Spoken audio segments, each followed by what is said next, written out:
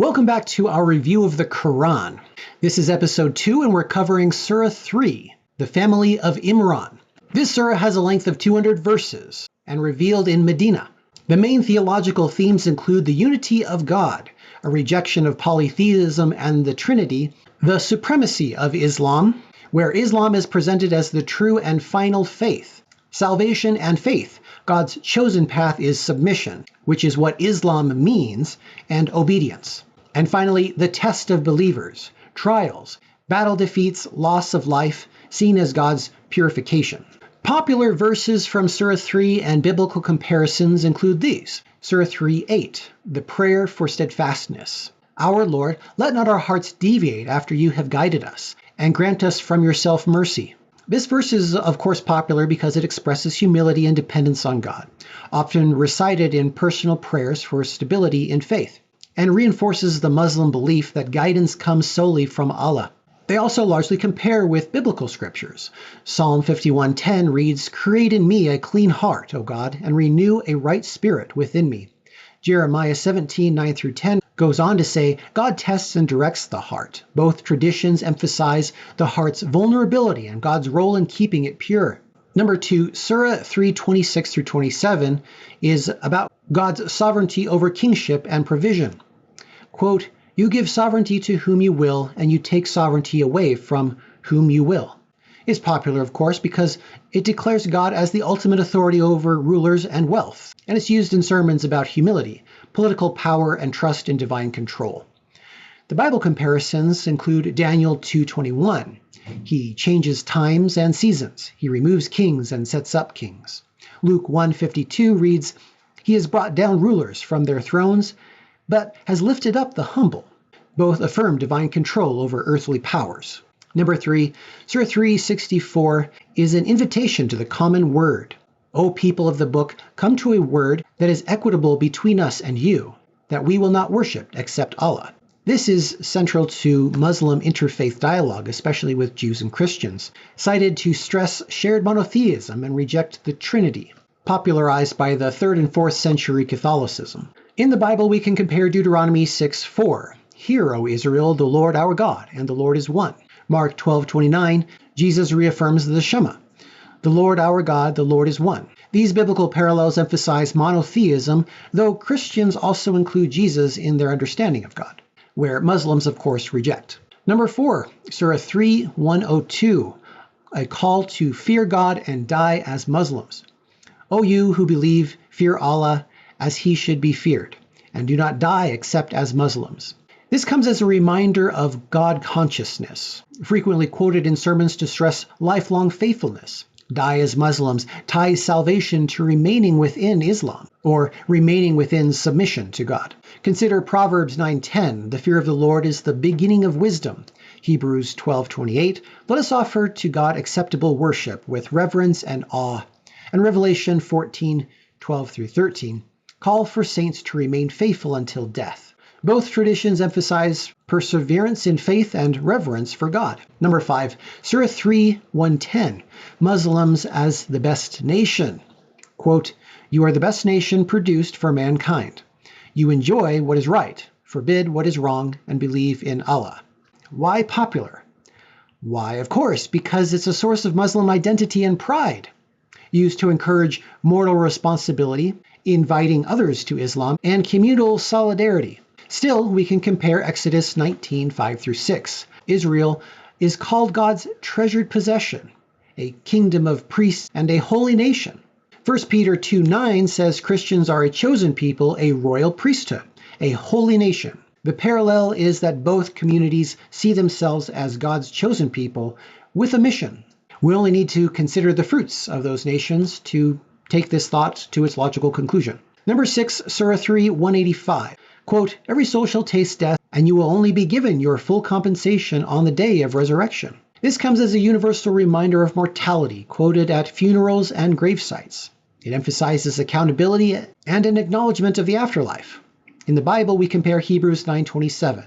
It is appointed for all men to die once, and after that comes judgment. Ecclesiastes 3:20, all go to the same place, all come from dust, and to dust all return.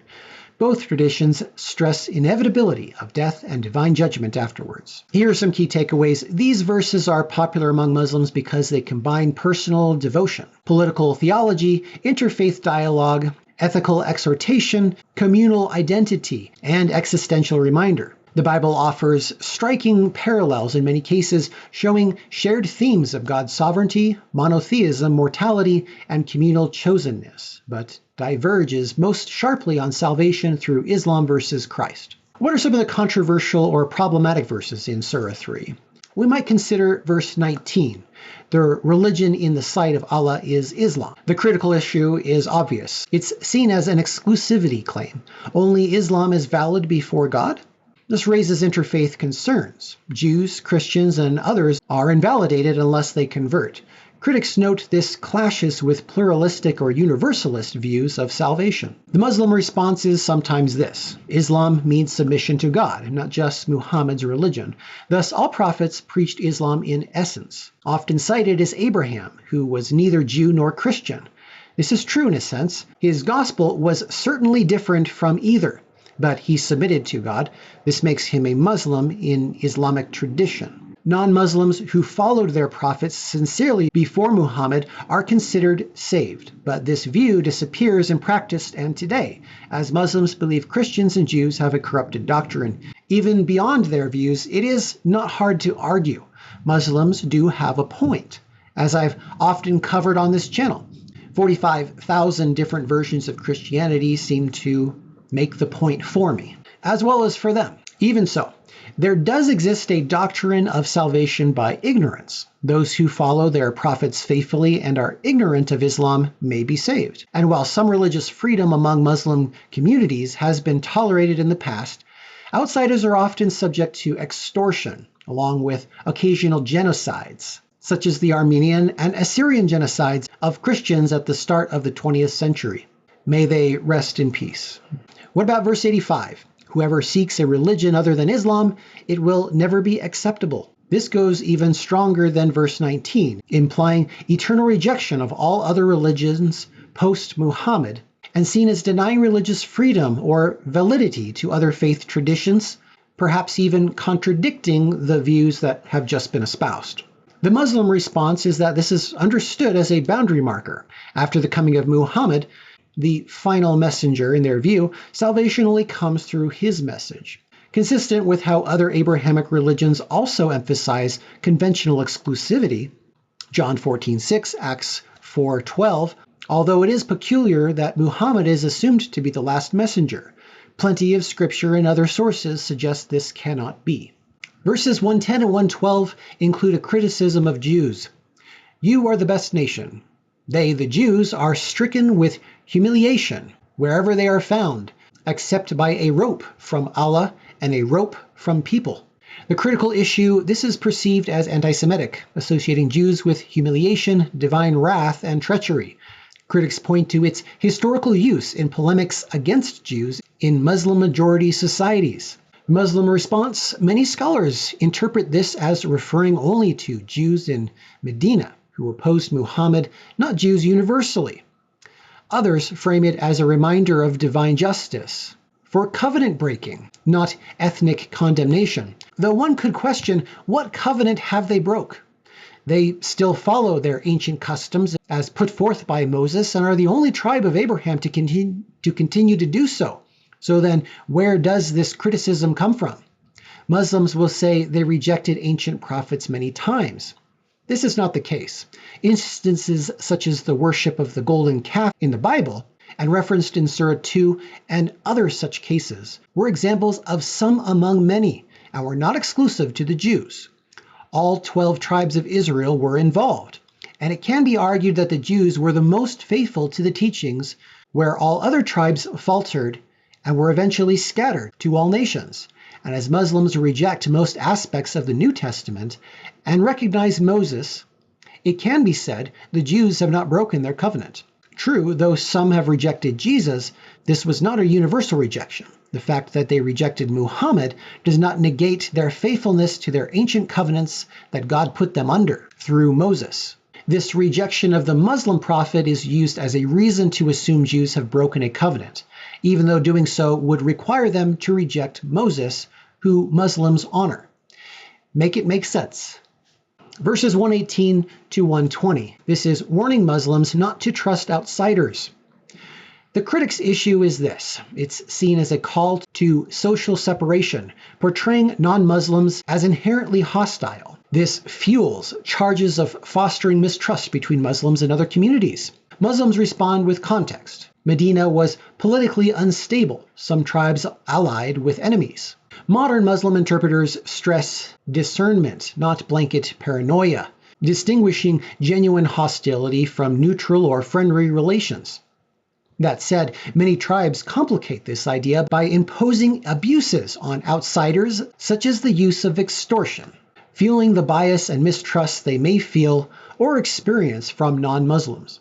This is in fact where the Italian mobsters in the US learned the art of extortion. They're Muslim conquerors in Sicily whose rule lasted 200 years. So they're not doing themselves any favors, and I can't empathize with the situation so long as such practices are still enforced today in many nations.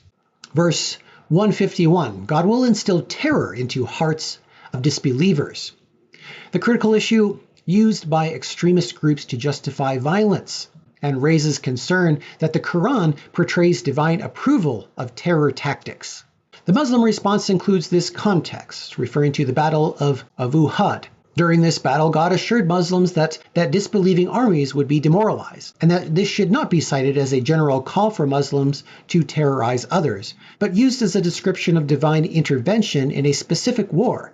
And that may be, but a general reading of the verse does not lend itself to that understanding, and a Muslim not familiar with the interpretation and history is likely to not know that it is speaking about one war from a long time ago and understand it broadly to approval of terror tactics, which seems to be exactly what we see in ancient and current history among many Muslim factions in the Middle East and around the world. And finally, verse 178, a note about non-believers granted respite only to increase sin. The critical issue is that this is seen as portraying God as intention, leading non-believers to destruction rather than offering mercy, and suggests non-believers' worldly success is actually a curse. The Muslim response is that the common Quranic theme is temporary reprieve is a test, final justice comes in the afterlife, and puts emphasis on God's justice rather than cruelty. But these aren't the only critical or harsh verses we might consider. Verse 21, a condemnation of those who kill prophets and deny truth, applied problematically against Jews. Verse 24, Jews accused of false confidence in salvation, likened to delusion. Who's to judge? 56, Jesus' rejectors will face punishment. Quote, as for those who disbelieve, I will punish them with a severe punishment in this world and the hereafter. Verse 61, Christians are invited to a mutual cursing contest, invoking God's curse on liars. And verse 118, outsiders are described as harboring hatred. Of course, for critics, these verses foster intolerance and antagonism towards other religions. Muslims, however, generally respond by emphasizing historical context, divine justice, and spiritual meaning rather than blanket condemnation of all. But this can be viewed as obfuscation that flies in the face of historic realities. Now then, there are actually also some unique stories in Surah 3, not in the canonical Bible. The story of the family of Imran, verses 35 through 37, which includes Mary's mother's vow. The wife of Imran, name not in the Bible, but Islamic tradition identifies him as Mary's father, who dedicates her unborn child to God's service. But when the child is born a girl, Mary, she still honors her vow. Quote, I name her Mary, and I commend her and her offspring to your protection from Satan. Verse 37, Mary under Zechariah's care. Mary grows up under the guardianship of the prophet Zechariah, father of John the Baptist. Each time Zechariah visits her chamber, he finds miraculous provisions, food, and asks where it came from. Mary replies, it is from Allah. Truly Allah provides for whom he wills without measure. There are, of course, no such stories about Mary in the Bible. The closest Jewish parallel is Hannah dedicating Samuel in 1 Samuel 1:11, but Mary's mother dedicating her child is unique to the Quran. The miraculous provision echoes Elijah and Elisha, miracle traditions, but is not linked to Mary in the Bible. The virgin birth narrative, verses 45 to 47. This includes an angelic announcement. Angels tell Mary, Allah gives you glad tidings of a word from him, whose name is the Messiah, Jesus, son of Mary. He will be honored, near to God, and speak to people in the cradle and in maturity. In verse 47, Mary has a question. She asks, how can I have a child when no man has touched me? The angel responds, God creates as he wills. He only says be, and it is. This parallels the Annunciation in Luke 1:26 through 38, where the angel Gabriel announces Jesus' birth to Mary. However, the Quran adds the prophecy that Jesus would speak in the cradle, which is absent from the canonical Gospels. Verse 49, speaking in the cradle. Jesus, even as an infant, speaks miraculously to defend his mother and proclaim himself a prophet. This theme appears again in Surah 19, which we will visit down the line. Performing miracles, healing the blind and lepers, raising the dead, making birds out of clay and bringing them to life by Allah's permission. Of course, the canonical Gospels report Jesus healing the blind, lepers, and raising the dead, but not as a child. The infancy Gospel of Thomas from the 2nd century Apocryphal contains the clay bird story. There, the boy Jesus fashions 12 sparrows from clay and gives them life. The Quran parallels this, but emphasizes that it happens by God's permission, preserving strict monotheism. The challenge of cursing, verses 61. Here's some background. A Christian delegation from southern Arabia near Yemen visited Muhammad in Medina.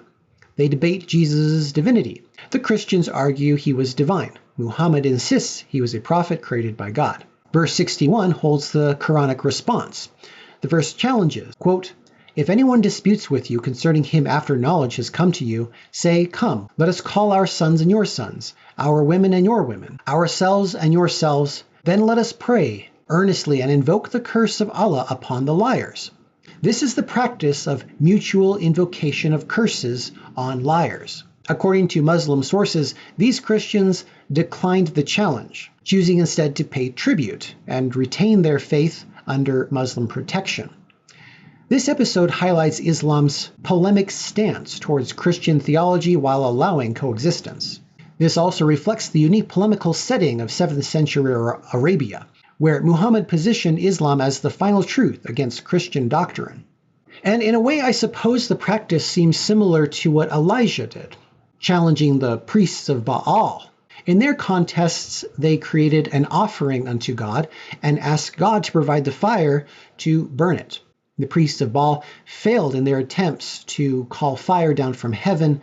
However, Elijah was successful in his attempts, and it took him no effort. He simply asked God, and it was done, proving to all that Elijah's God was a true God and the only God. However, in this Muslim story, there is no actual outcome. The attempt isn't even made, so we don't know what the outcome might have been had the Christians gone through with it. Otherwise, no biblical parallels exist. Christians and Jews never practice mutual cursing contests. This reflects the unique polemic setting of 7th century Arabia, where Muhammad positioned Islam as the final truth against Christian doctrine. Some of the issues that critics often raise involve historical reliability. Muhammad's first revelations come privately. Critics argue this leaves room for subjectivity or self-delusion. Early followers accepted based on trust and not external verifications. Borrowing from earlier traditions, Surah 3 includes non-biblical stories of Mary and Jesus, speaking in the cradle and the clay birds. Critics note that these appear in Christian apocryphal texts, suggesting Muhammad had exposure to them. Polemics against Jews and Christians. Verses labeling Jews as cursed, like 112, or portraying Christians as deluded by the Trinity in 64, are seen as inflammatory and baseless. The exclusivity of salvation, claims that only Islam is accepted by God, in verses 19 and 85, draw criticism as intolerant. And violence and divine sanction. Passages about terror in unbelievers' hearts, 151, are seen by some as justifying violence. And in brief summary, Surah 3 emerges from a period when Muhammad was transitioning from prophet to statesman in Medina. It consolidates Islam claims over earlier Abrahamic traditions, challenges rivals, and shapes a strong communal identity. Critics see problems in exclusivity, borrowed traditions, and polemic language, while Muslims respond with arguments about authenticity, restoration, and context. And we have a lot more to cover with the Quran moving forward. I tend to get those videos out as soon as I can, between doing other projects. Please leave a like and a comment below, and I look forward to seeing you all again very soon.